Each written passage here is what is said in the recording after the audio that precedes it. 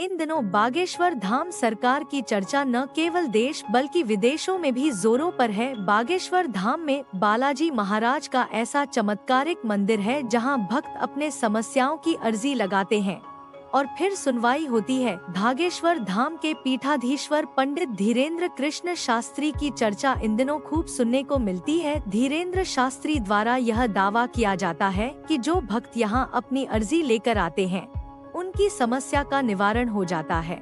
पंडित धीरेन्द्र शास्त्री दिव्य दरबार लगाते हैं, लेकिन क्या आप जानते हैं कि बागेश्वर धाम से कई रहस्य भी जुड़े हुए हैं।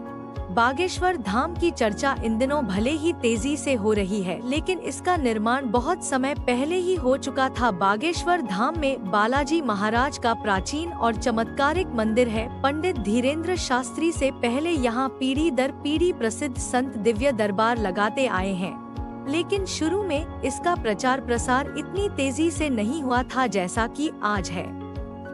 बागेश्वर धाम मंदिर की विशेषता यह है कि यहाँ आए भक्तों की मनोकामना पूरी होती है और समस्याओं का समाधान होता है। मान्यता है कि बालाजी महाराज और सन्यासी बाबा की कृपा से सब सिद्ध हो जाता है। बागेश्वर धाम में धीरेन्द्र शास्त्री से पहले उनके दादाजी भगवान दास गर्ग दरबार लगाया करते थे। धीरेन्द्र शास्त्री ने दादाजी के शरण में अपना बचपन व्यतीत किया और दादा के साथ ही धार्मिक गतिविधियों से जुड़ गए। साथ ही साथ वे दरबार भी लगाने लगे और जन कल्याण के लिए काम करने लगे। इस तरह से धीरेन्द्र शास्त्री को सिद्धि प्राप्त हुई।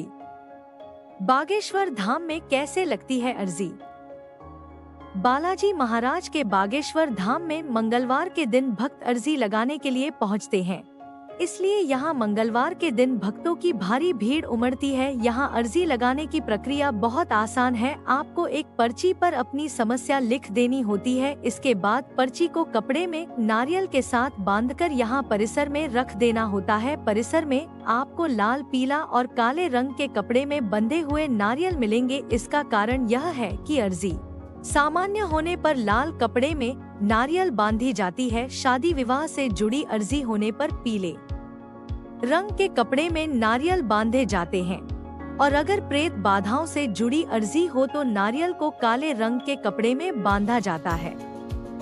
यदि आप किसी कारण बागेश्वर धाम नहीं पहुंच सकते हैं तो अपने घर के पूजा मंदिर में भी इसी प्रक्रिया के अनुसार अर्जी लगा सकते हैं।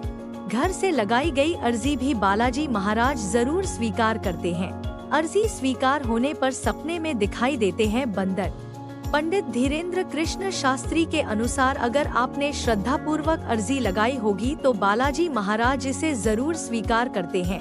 आपकी अर्जी स्वीकार हुई है या नहीं, इसका पता आपको सपने से चलता है। अर्जी स्वीकार हो जाने पर लगातार 2 दिन तक आपको या घर के किसी सदस्य को सपने में बंदर दिखाई देंगे। अगर सपने में केवल एक ही दिन बंदर दिखे तो समझिए कि आपकी अर्जी पहुंच चुकी है लेकिन स्वीकार नहीं हुई है। वहीं अगर सपने में बंदर न दिखे तो फिर से मंगलवार के दिन इसी प्रक्रिया से अर्जी लगाएं।